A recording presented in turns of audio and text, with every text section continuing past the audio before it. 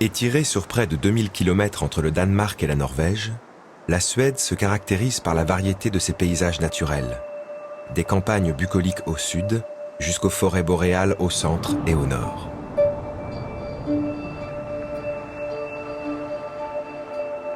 Étendue entre le 55e et le 70e parallèle nord, la Suède est majoritairement subarctique et les 2/3 de son territoire restent encore souvent enneigés une grande partie de l'hiver. Si, à l'image des charmants paysages ruraux du comté de Dalekarli au centre, la Suède a été partiellement agricolisée, elle demeure un pays avant tout boisé, recouvert à 70% par de vastes forêts principalement résineuses. Elle jouit aussi d'une large façade maritime, ourlée de plages de sable fin au sud et d'archipels rocheux et superbes, notamment sur la côte ouest. Côté Baltique, l'île d'Öland est un paradis pour oiseaux migrateurs. Quand les pittoresques vallons de la campagne de Skani, la province la plus méridionale de Suède, sont les greniers à blé et à lait du pays.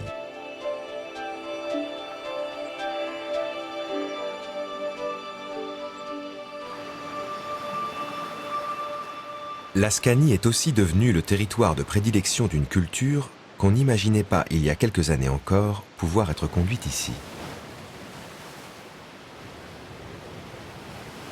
Au sud-ouest, la presqu'île de Kullen s'allonge dans les eaux du Kattegat, une zone maritime qui connecte la mer du Nord à la Baltique, entre le Danemark et la Suède.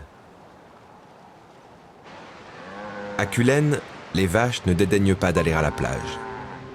Félix le vigneron, lui, se jette chaque jour à l'eau avec autant de plaisir qu'il s'est jeté à corps perdu dans le monde du vin.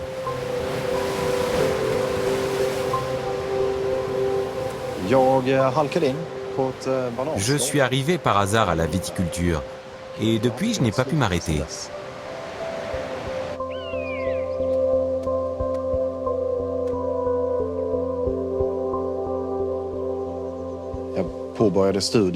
J'ai d'abord étudié en Autriche, puis j'ai travaillé dans le monde entier, en Suisse, en Italie, en France, en Nouvelle-Zélande, en Afrique du Sud, dans des petits vignobles, des moyens et des grands.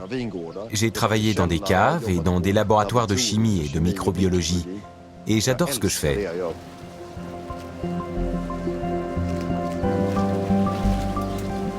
Félix Arberg est aujourd'hui le maître de chai du deuxième plus grand vignoble de Suède, planté sur 14 hectares. Si j'adore la viticulture, c'est parce que ça me permet de travailler aussi bien à l'intérieur qu'en extérieur, de travailler avec tout mon corps et avec tous les sens. Donc je peux bouger, sentir la pluie, la neige, entendre les oiseaux chanter et voir les raisins mûrir. Et en plus, j'ai la chance de participer à l'élaboration d'un produit merveilleux. C'est ce que je me dis 1000 fois par jour. C'est tout ce dont je rêvais.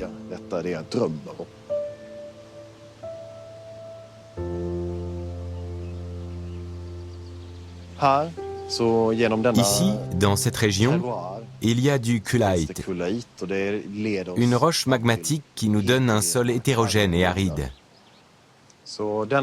Donc, étrangement, ce terroir où nous sommes convient bien à la viticulture. Et il y a aussi un microclimat. La chaleur, les heures d'ensoleillement et le vent constant font que la vigne pousse bien ici. Elle croît et nous pouvons laisser les raisins mûrir tard dans l'automne. Nous n'avons pas de problème de gel. Nous n'avons pas de fortes averses. Nous n'avons pas les gros orages de grêle qui font des ravages dans le reste de la région, Donc la vigne et les hommes bénéficient à cet endroit, sur ce vignoble, de bonnes conditions pour se développer ensemble.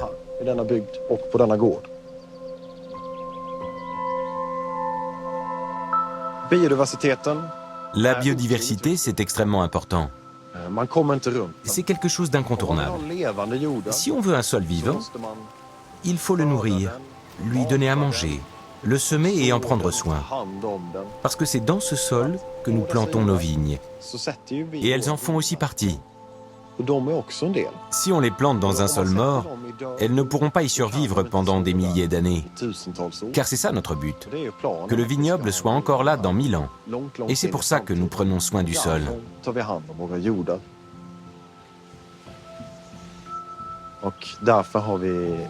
Nous avons donc préparé soigneusement le lit de semences et nous avons semé plein de fleurs différentes, des herbes, des légumineuses, pour améliorer le sol et continuer d'enrichir la biodiversité.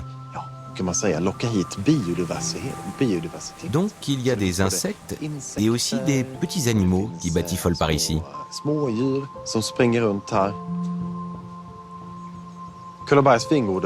Le vignoble de Kullaberg est un endroit qui attire beaucoup de gens. Il y a des associations, des gens qui s'intéressent au vin, des étudiants et d'autres qui veulent apprendre comment cultiver, comment s'occuper d'un vignoble et comment ensuite le développer. Les gens nous demandent souvent comment on fait du vin. Et c'est avec plaisir que nous les aidons.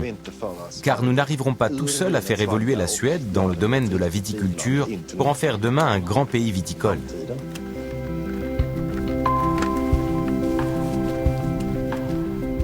En l'absence de tradition locale, ce sont donc de jeunes vignerons comme Félix qui élaborent, chacun avec leur expérience, les règles du nouvel art du vin à la suédoise. Je trouve ça merveilleux de voir la vigne pousser. Je pense que le raisin naît et meurt 3 fois. Une fois dans le vignoble, une fois dans le chai, et puis une dernière fois quand on ouvre cette capsule temporelle qu'est la bouteille pour savourer un verre.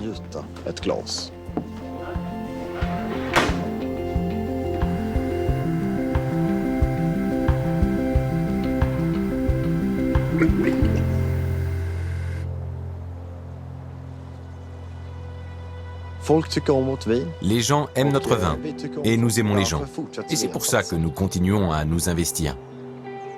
Je crois qu'on n'a pas atteint la perfection et qu'on ne peut d'ailleurs pas l'atteindre. Mais nous cherchons à nous améliorer constamment. Parce que nous voulons que les animaux, la nature, les hommes et la vigne prospèrent et vivent encore longtemps.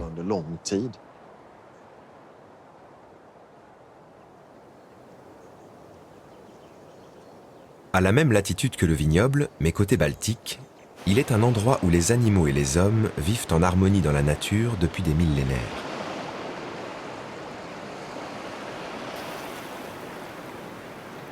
C'est l'île d'Öland, la 2e plus grande de Suède.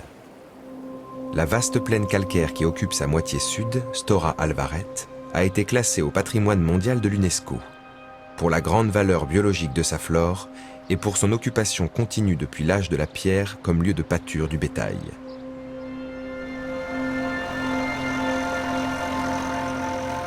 L'île est aussi, en particulier dans le secteur d'Ottenby, une halte extrêmement fréquentée par les oiseaux migrateurs, notamment au tout début du mois d'octobre, quand ils partent hiverner dans les pays chauds. Pav Jonsson, enseignant, est un passionné de la nature de l'île d'Öland et un fin connaisseur de sa réserve ornithologique. La caractéristique de la réserve d'Ottenby, c'est qu'elle est située à la pointe sud de l'île d'Öland. Donc au printemps, c'est la première terre que les oiseaux qui migrent via la mer Baltique atteignent quand ils arrivent du sud. Et inversement, la dernière quand ils migreront vers le sud en automne.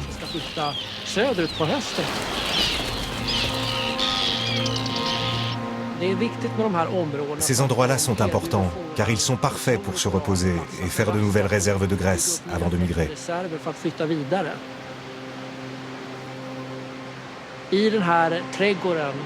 À cette époque de l'année, il y a beaucoup de petits oiseaux qui font une halte dans les prairies autour du phare.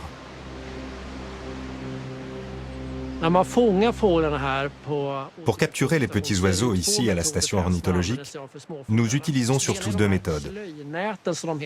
Il y a d'abord ce qu'on appelle les filets japonais, qui fonctionnent tout seuls. Nous les dressons tôt le matin et les redescendons vers 11 heures.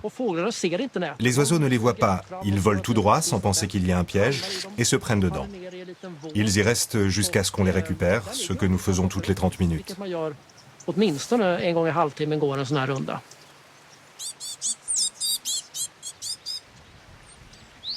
Parmi les espèces les plus représentées dans la réserve, on trouve de très nombreux rouge-gorge familiers, des roitelets huppés, ainsi que des mésanges bleus et charbonnières.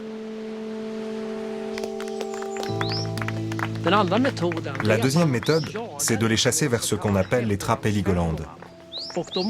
Il faut alors marcher en ligne en tapant des mains. Nous faisons aussi le son psh, parce que c'est le cri d'alarme habituel des mésanges. D'autres oiseaux réagissent également à ce son, qui les effraie un peu. Donc les tapements de mains, les sons, tout ça sert à effrayer les oiseaux et à les pousser devant nous. On leur fait peur pour qu'ils aillent au fond du piège, tout simplement.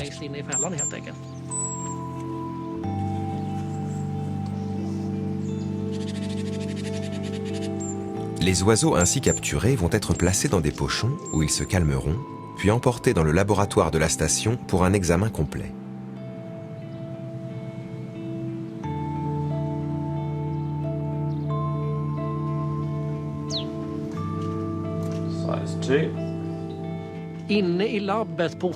Dans le laboratoire de la station, on pose une petite bague d'aluminium autour de la patte de chaque oiseau, avec un numéro unique pour différencier chaque individu.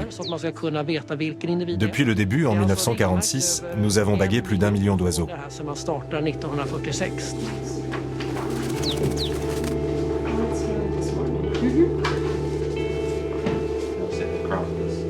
Nous mesurons la longueur de l'aile, nous soufflons sur la poitrine et sur le ventre pour voir la peau et évaluer quelle quantité de graisse l'oiseau a sur le corps, ce qui nous informe sur son état de santé.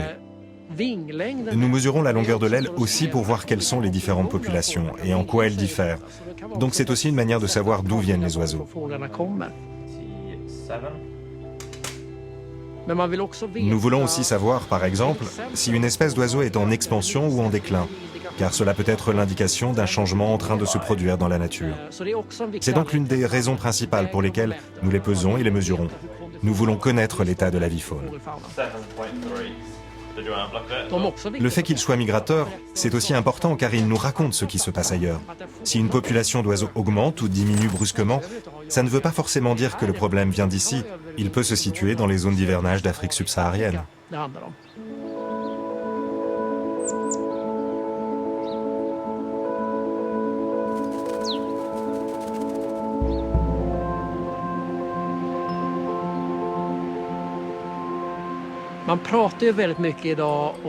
On parle beaucoup aujourd'hui de la perte de la biodiversité.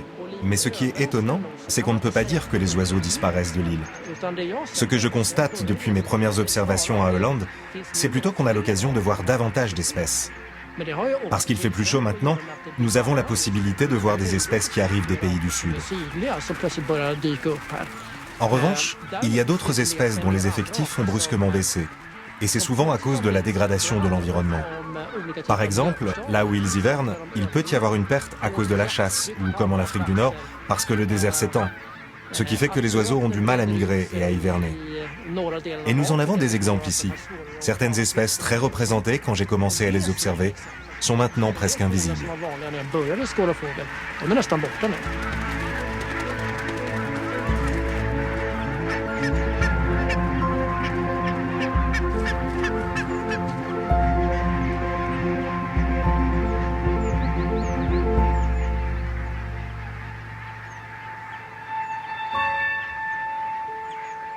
L'île de l'Inde est habitée depuis la nuit des temps et compte de nombreux vestiges, parfois très anciens. Entre le 4e et le 7e siècle de notre ère, une vingtaine de forts circulaires fut notamment érigée en réponse au climat d'insécurité de l'époque. Celui d'Ismantorp est inspiré des camps romains, mais avec des influences de la mythologie nordique, comme le suggèrent ces 9 portes, possible évocation des 9 royaumes légendaires scandinaves.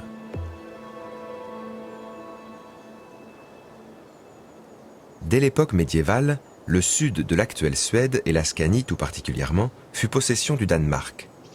La région devint au XVIIe siècle l'enjeu et le théâtre de nombreux conflits entre les deux pays, jusqu'à son basculement définitif en 1720. La Scanie est donc historiquement et culturellement distincte du reste de la Suède, avec une vocation agricole très marquée que traduisent ses charmants paysages. Un patchwork de champs de céréales, de prairies vallonnées et de forêts de feuillus. Le domaine de Vanos incarne parfaitement cette identité de la Scanie, agraire et cultivée, et où les châteaux d'architecture danoise sont légion. Les héritiers du domaine, comme Baltzar Wartmeister, lui ont toutefois offert une vocation supplémentaire. Vanos est un endroit où l'art, la nature et l'histoire se rencontrent. C'est un endroit unique, parce qu'en effet, on y trouve de l'art très contemporain, qui côtoie du patrimoine historique dans un environnement très particulier. Car cet environnement est mixte. Il y a quelques bois de sapins et de pins, une grande forêt de feuillus qui entoure le château, des terres cultivées et bien sûr des pâturages. Donc c'est un paysage très varié.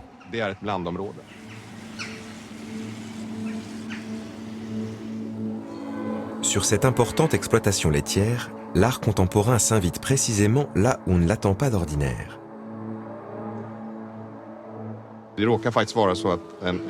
Nous avons par exemple une artiste qui s'appelle Maya Lin, une artiste américaine, qui a imaginé une œuvre d'art en forme de colline intitulée 11 Minute Line. Elle a été aménagée dans le pâturage le plus proche de notre étable, là où il y a de la bonne herbe qui pousse. Et donc les vaches aiment bien pâturer et rester sur la colline, sur cette œuvre d'art.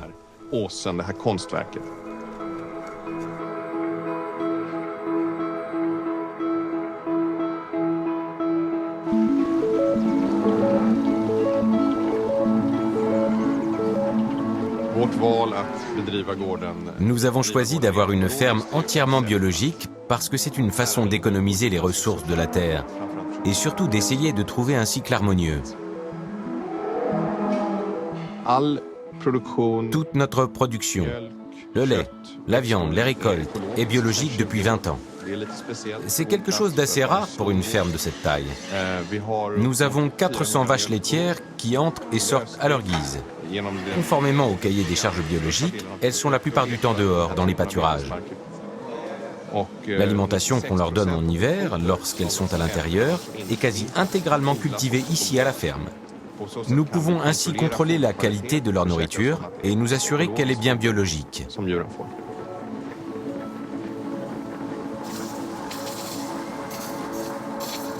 L'un des artistes invités, Tou Greenfort, a créé une œuvre en lien avec l'imposante cuve à lait de la laiterie. L'artiste aimait l'idée qu'à la ferme, nous réutilisons la chaleur de la cuve à lait pour chauffer les tables et les autres bâtiments. Ça l'amusait. Alors il a choisi d'utiliser cette chaleur pour chauffer un radiateur qui se trouve dehors et qui reste environ à 37,5 degrés toute l'année, quelle que soit la saison.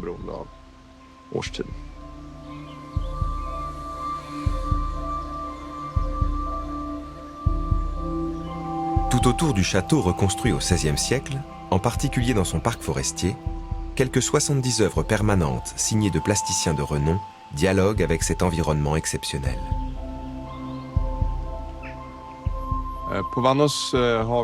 Ici à Vanos, nous accueillons des artistes depuis 35 ans. Ces artistes viennent du monde entier et nous les invitons à venir ici pour faire ce qu'on appelle de l'art in situ, c'est-à-dire des œuvres d'art spécifiquement conçues pour ce site. Ils viennent, ils font connaissance avec le lieu, s'en inspirent, puis ils créent une sorte de commentaire de ce qu'ils ressentent.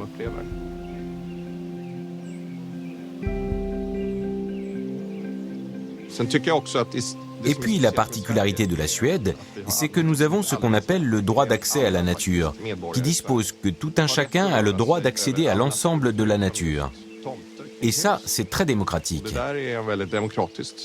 En tant que propriétaire terrien, j'aime l'idée de pouvoir croiser n'importe qui, Quelqu'un qui, par exemple, se promène pour cueillir des champignons, des fleurs ou des baies. Ou admirer des œuvres d'art. Le parc de Vanos a ainsi accueilli depuis 1987 près d'1 million de visiteurs sur ses 40 hectares.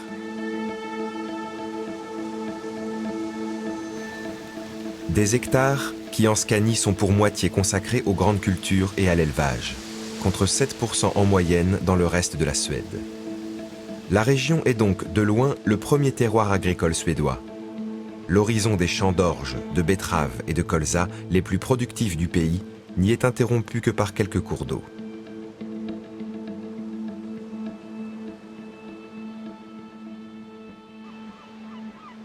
Si la Scanie fut danoise des siècles durant, la province du Bohuslän fut elle norvégienne jusqu'en 1658.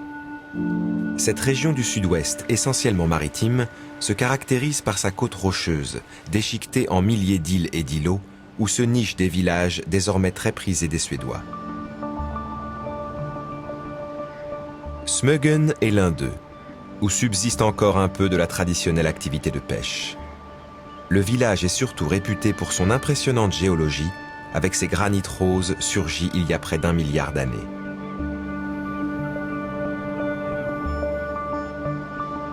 C'est aussi le granit qui compose les falaises voisines d'Udby à Göteborg, la deuxième ville de Suède par sa population et capitale du comté.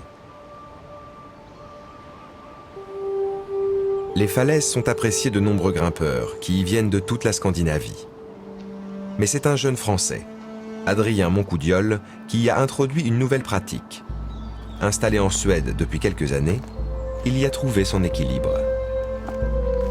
Ce qui me plaît avec la Suède, c'est la qualité de vie que j'ai ici, le fait que je puisse m'échapper des grandes villes et de me retrouver tout seul dans la nature, se ressourcer en fait.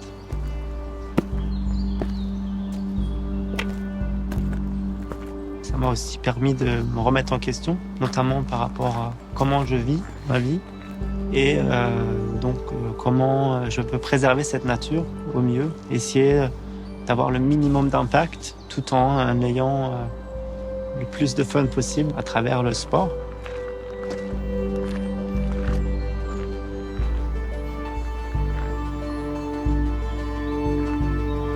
C'est vrai que si on compare la Suède et la France, la slackline reste un sport assez peu pratiqué en Suède, mais qui a beaucoup de potentiel. On voit de plus en plus de gens qui s'y intéressent. Le problème étant qu'on n'est pas des grandes montagnes comme on peut retrouver en France, par exemple dans les Alpes ou quoi. Donc chaque petite bosse ou chaque petit canyon va être donc une possibilité pour une ligne.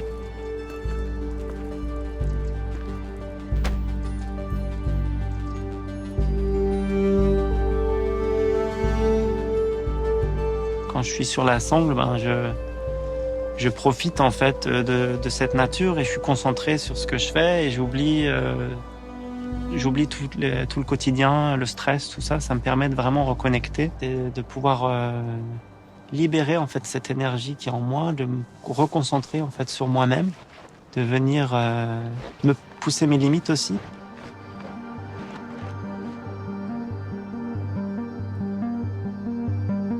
Le funambulisme et la slackline, même si ça reste la même technique, c'est deux sports qui sont différents. Souvent, les funambules, eux, ils marchent sur des câbles tendus.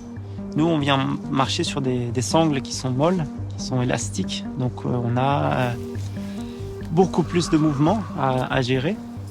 Donc, c'est assez compliqué de les comparer, mais techniquement, l'équilibre reste le même.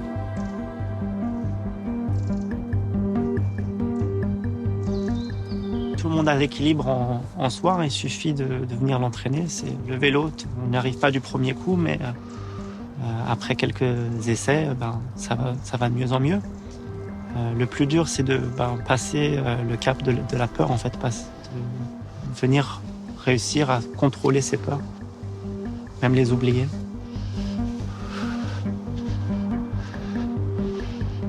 C'est un réapprentissage, en fait. On repart de zéro. On repart de la position assise jusqu'à faire ses premiers pas, jusqu'à marcher sur des lignes de 1 km, 3 km, sans problème.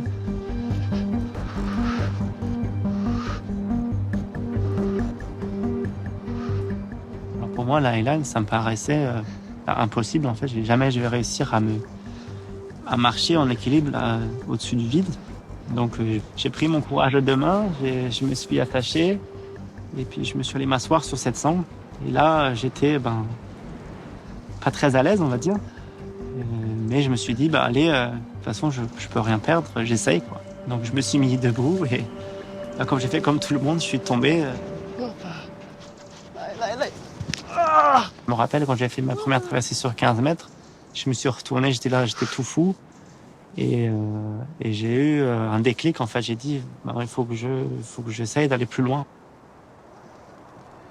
Généralement, une fois qu'on a pris la première chute, on fait plus confiance au matériel, on se sent en sécurité.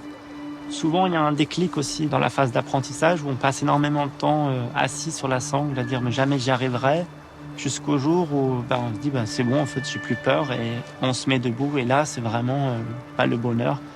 Et souvent, moi, ce que j'adore, c'est voir ce visage, en fait, les gens qui sourient. Ils sont là, ça y est, Adrien, je marche enfin.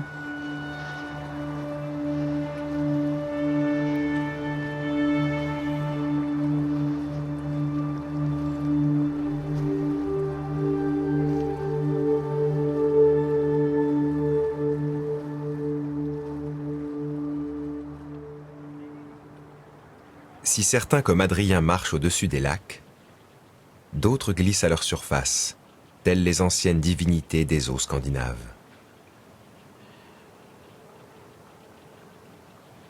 Au centre de la Suède, dans les profondeurs de l'épaisse et vaste forêt de Tiveden, en partie protégée aujourd'hui au sein d'un parc national, quelques esprits libres ont trouvé refuge.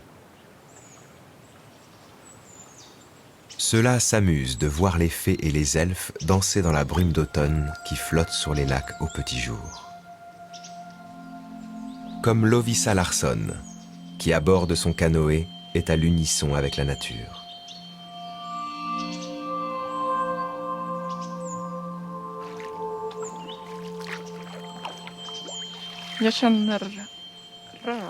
Je sens le mouvement. À la fois le mouvement de mon corps et le mouvement du canoë sur l'eau.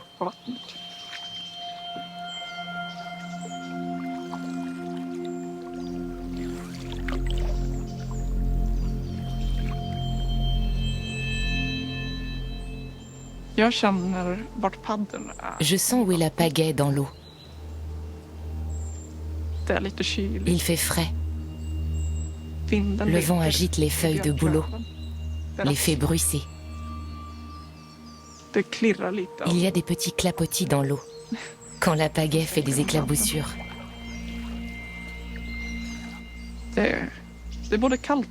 Il fait à la fois froid et chaud. Il fait froid à la surface de l'eau et en dessous. Mais on sent une chaleur rassurante à l'intérieur de soi.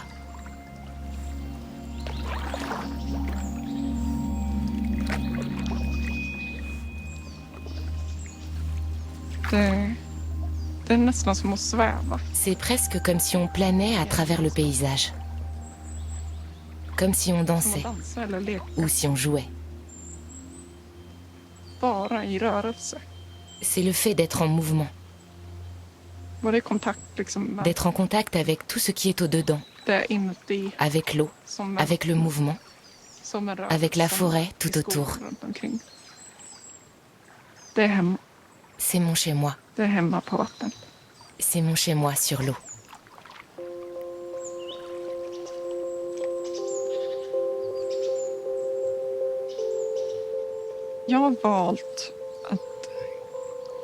J'ai choisi de me déplacer et de faire des visites guidées en canoë, car c'est une manière très intuitive de circuler. Et aussi parce que ça permet de travailler avec son corps et d'être très près de l'eau.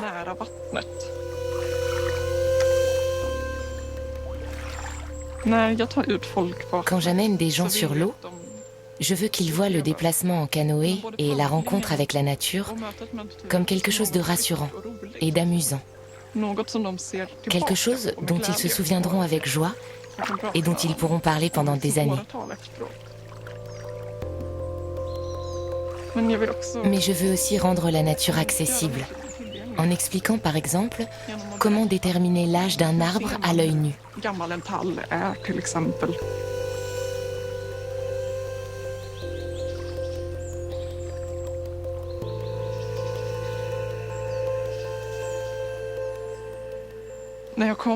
Quand j'arrive dans un endroit que je vais explorer, je vois assez rapidement s'il s'agit d'une forêt naturelle ou d'une forêt plantée.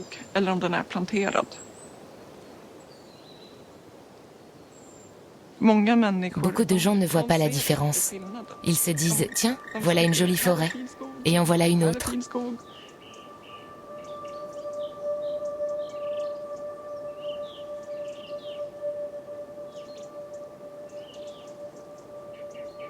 Lovisa a depuis son enfance développé une relation très forte avec la forêt et le monde végétal, qu'elle entretient notamment en effectuant bénévolement des inventaires floristiques. Bien que la forêt de Tiveden ait été exploitée dans l'ensemble par le passé, un grand nombre d'espèces caractéristiques des forêts primaires a pu survivre dans les parties les plus difficiles d'accès. Avec son ami David, garde du parc national, Lovisa se fait exploratrice des sous-bois. Quand j'entre dans la forêt, je cherche des arbres âgés, du bois mort, ou des roches où pousse de la mousse, du lichen et des champignons qui ont un grand intérêt biologique.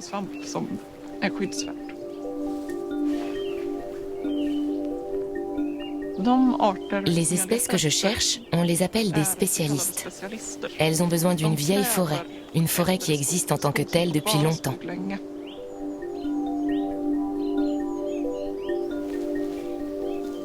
Ces spécialistes poussent en effet le plus souvent sur des arbres âgés au moins de 120, voire de 150 ans.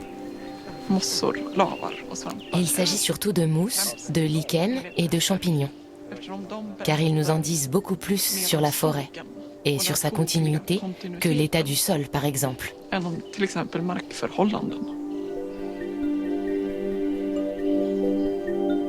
L'objectif des inventaires est d'éviter qu'on rase des zones forestières centenaires à haute valeur biologique. J'adore aller dans des forêts déjà anciennes, de préférence avec des arbres d'âge différents. Il y règne un calme que je ne retrouve nulle part ailleurs.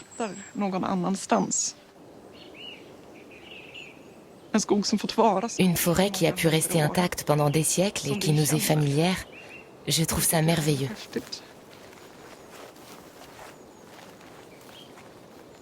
Ce qui se passe quand une telle forêt disparaît, c'est que la terre se dessèche. Beaucoup de mousse et de lichen meurent, ainsi que des champignons.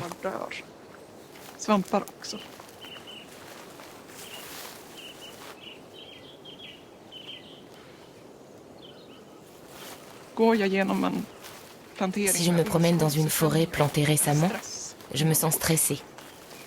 Si je vois une coupe rase récente, tout mon corps me fait mal. Ça me rend triste et ça me prend beaucoup d'énergie.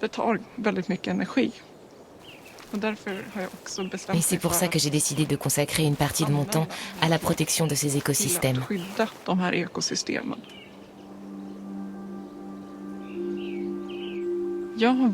J'ai choisi de protéger la forêt, d'inventorier des forêts qui ont un grand intérêt biologique, car c'est la contribution, le cadeau que je veux faire au monde.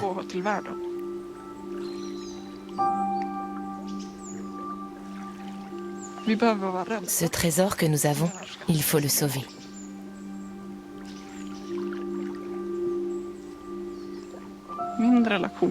En fait, ma relation à la forêt, c'est une vraie relation d'amour, tout simplement.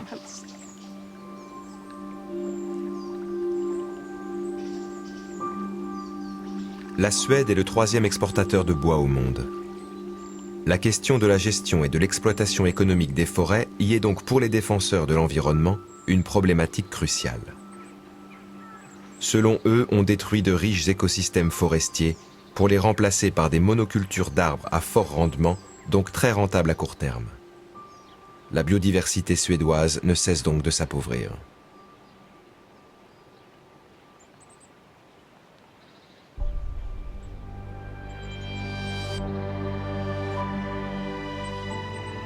Quelque part plus au nord, en Dalekarli, le petit village de Stjärnsund a vu naître une petite communauté qui aide à sa façon à préserver cette biodiversité.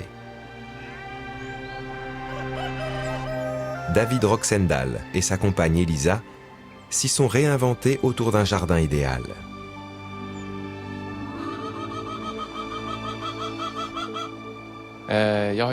J'ai beaucoup travaillé dans l'audiovisuel et dans l'informatique surtout, pendant une quinzaine d'années. Après 15 ans devant un écran, je me suis complètement lassé du clavier et de la vie en plastique que j'avais l'impression de vivre. Et je me suis alors tourné vers quelque chose de complètement différent, qu'on appelle la permaculture.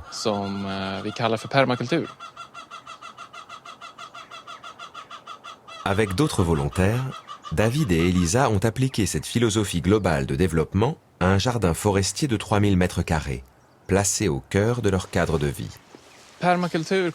La permaculture vient de deux mots, permanent et agriculture. C'est une manière de faire de l'agriculture en coopérant avec la nature. C'est une façon de vivre durablement et de créer des solutions sur place en fonction des ressources qui existent.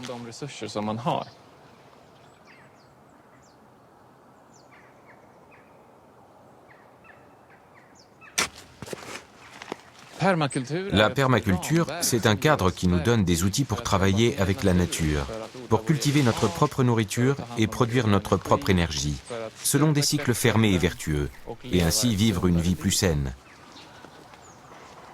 On peut donc dire que la permaculture est le contraire de la monoculture.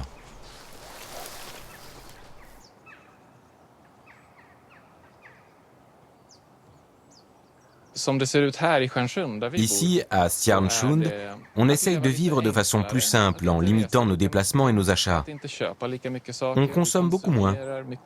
Et comme la plupart du temps on cultive notre propre nourriture, on est autosuffisant.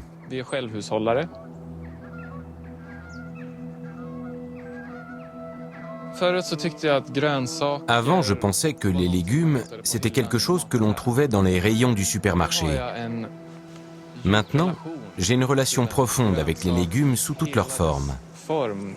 Depuis la fleur, qui est pollinisée par les abeilles, jusqu'à la courgette, peut-être un peu trop charnue qu'elle deviendra ensuite.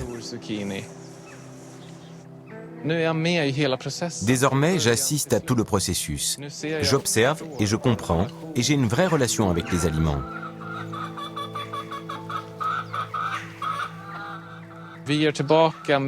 Nous donnons plus que nous ne prenons à l'écosystème. C'est tout à fait le contraire de l'agriculture conventionnelle à grande échelle, où il faut recommencer à zéro chaque année, où il faut tout raser et importer des ressources de l'extérieur.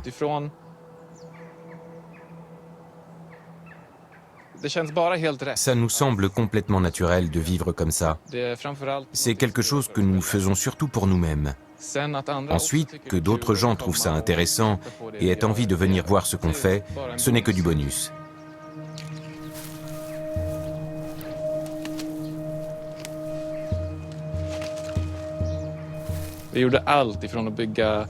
Nous avons fait plein de choses ici. Construit des maisons à roulettes, fabriqué des composteurs, on a cousu des tipis, cultivé des semences.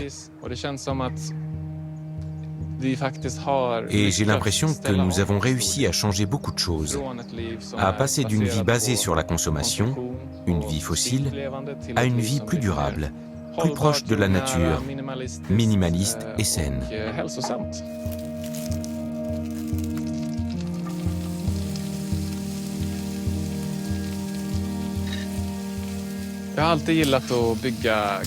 J'ai toujours aimé construire des cabanes.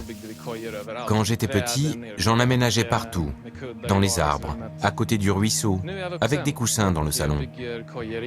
Maintenant, je suis adulte et je construis toujours des cabanes en bois et souvent avec des roulettes qu'on appelle tiny house.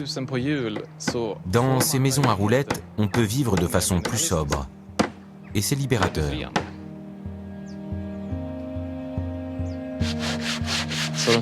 Donc ces 6 dernières années, j'ai effectué un changement radical. Je suis passé d'une vie connectée à une vie plus proche de la nature. Et avec Elisa, nous prenons soin de cet endroit qui se développe. Et à long terme, nous allons créer une sorte de paradis comestible. C'est ce que nous espérons. La permaculture, mais aussi l'agroforesterie, sont toutes deux des alternatives écologiques à l'agriculture et à la sylviculture intensive.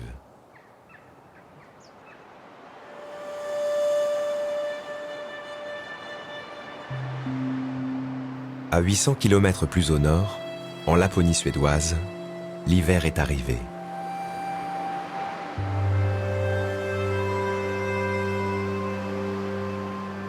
Ce pays de neige et de forêt est historiquement celui du peuple Sami, les éleveurs de rennes.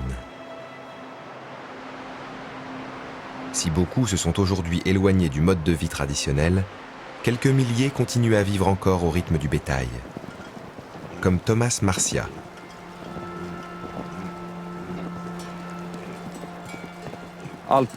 Tout commence avec les rennes. Les rennes, c'est le fondement de toute la culture sami. Quand je vois que mes rennes vont bien, alors moi aussi je me sens bien. Je ne veux pas vivre sans tout ça. J'ai voulu vivre cette vie, je la vis et je l'aime.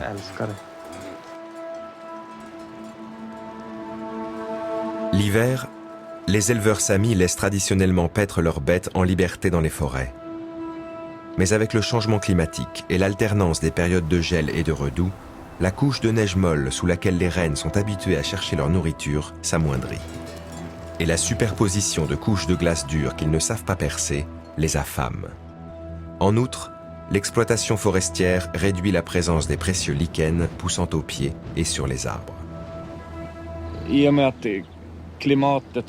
Comme le climat est devenu ce qu'il est et que les automnes sont pires qu'avant, j'ai pris la décision de nourrir mes rennes, de les garder dans l'enclos et d'aller chaque jour leur donner à manger.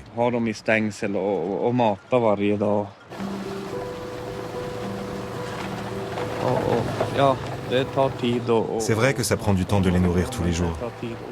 Et ça prend aussi du temps d'aller s'en occuper quand ils sont dans la forêt.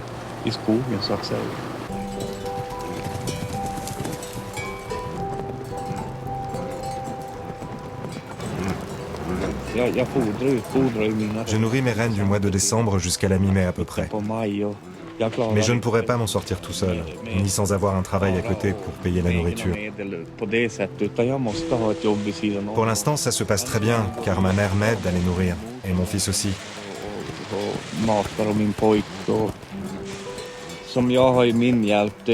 Mon premier soutien, c'est ma mère. Elle m'aide chaque jour de l'année. C'est naturel pour elle.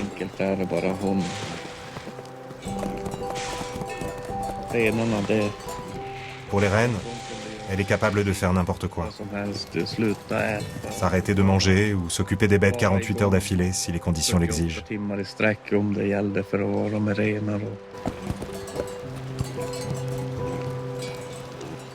Puisqu'ils ne peuvent les trouver dans leur enclos, Thomas doit apporter à ses rennes les lichens dont il raffole. J'ai remarqué que mes rennes adorent le lichen filamenteux qui pousse sur le tronc des bouleaux.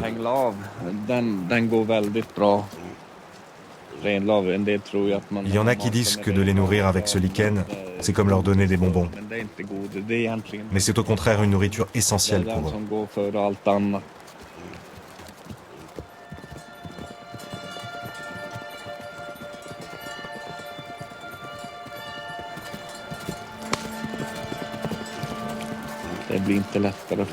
Ça ne sera pas facile pour nous à l'avenir d'élever nos rennes. Nos petits-enfants et arrière-petits-enfants qui vont faire de l'élevage dans 15, 20, 30 ou 40 ans, ils vont faire comment?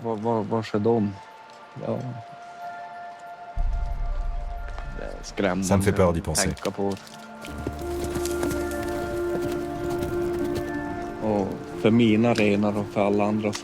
Mais pour mes rennes, et pour ceux de tous les autres éleveurs, je voudrais que le climat se stabilise et nous puissions revenir en arrière et que l'exploitation forestière s'arrête.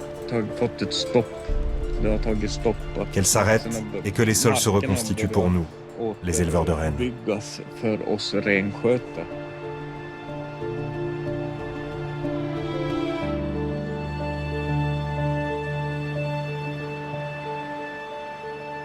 Le pays des reines est immense, étendu sur plusieurs États, principalement la Suède, la Norvège et la Finlande.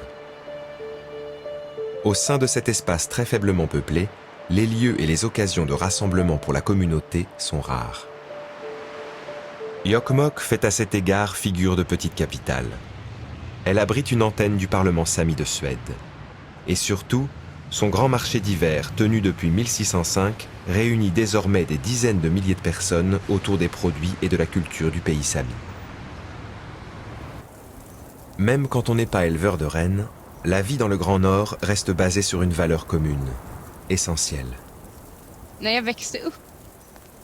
Pendant mon enfance, on m'a appris qu'il fallait soigner la nature dans laquelle on vit. Mon père répétait toujours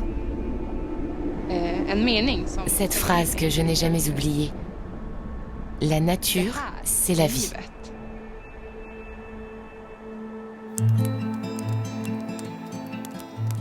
Et cette phrase est restée en moi. Je vis avec aujourd'hui. Quand je suis dans la nature, j'en ressens toute la justesse. Et c'est le message que je souhaite transmettre à mes enfants. Que c'est ça la vie. Qu'on est ici pour peu de temps et que pour cette raison, il faut prendre soin de la nature. C'est en elle que je trouve mon énergie, que je recharge mes batteries.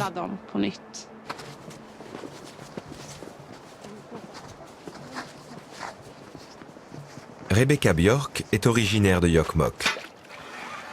Quand elle n'enseigne pas le yoga en extérieur, Rebecca aime à s'adonner à un plaisir répandu dans toute la Laponie, la pêche dans les lacs gelés.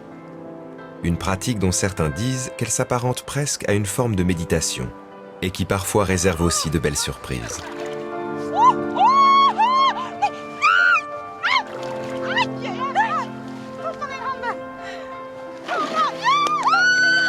En effet, attraper du poisson n'est en général pas le but ultime de cette activité, mais plutôt, un peu comme le yoga qu'enseigne Rebecca, de rentrer en connexion avec soi-même tout en se connectant à la nature tout autour.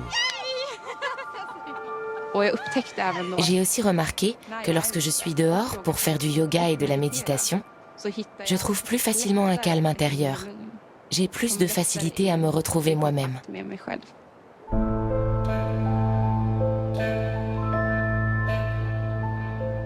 Entre autres décors, Rebecca dispense ses cours sur la glace, ayant au préalable retiré la couche de neige superficielle et procuré des peaux de renne à ses élèves pour leur confort.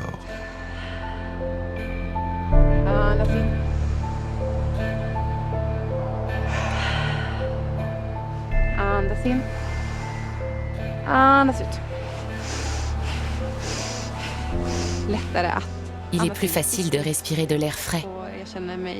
Dehors, je me sens plus vive et plus heureuse. Et c'est vraiment merveilleux de pouvoir sentir le vent contre sa peau. Et aussi d'entendre tous les sons de la nature.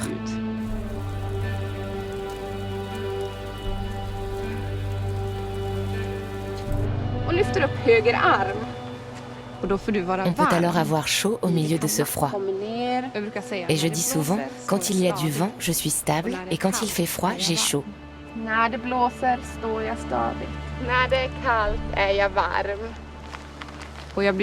Cela me rend très calme, détendue et satisfaite. J'en profite aussi dans un second temps dans ma vie quotidienne.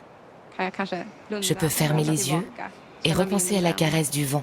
Et de cette manière, utiliser mon souvenir comme un outil pour être calme. Il y en a qui ont un peu peur sur la glace au début. Et puis ils se détendent. Le plus beau commentaire qu'on m'a fait, c'est une personne qui m'a dit que c'était la première fois qu'elle s'était vraiment sentie complètement présente.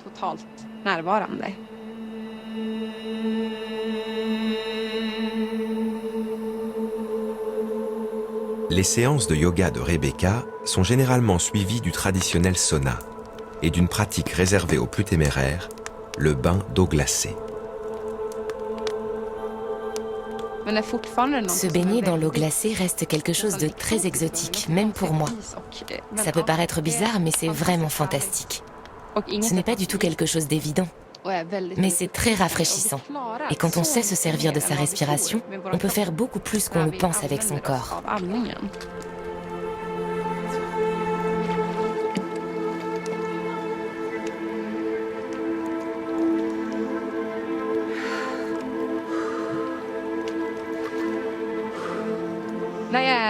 C'est ici que je vis. Et ce qui me rend heureuse, c'est la nature. La proximité de la montagne, mais aussi de la forêt. La forêt et la terre.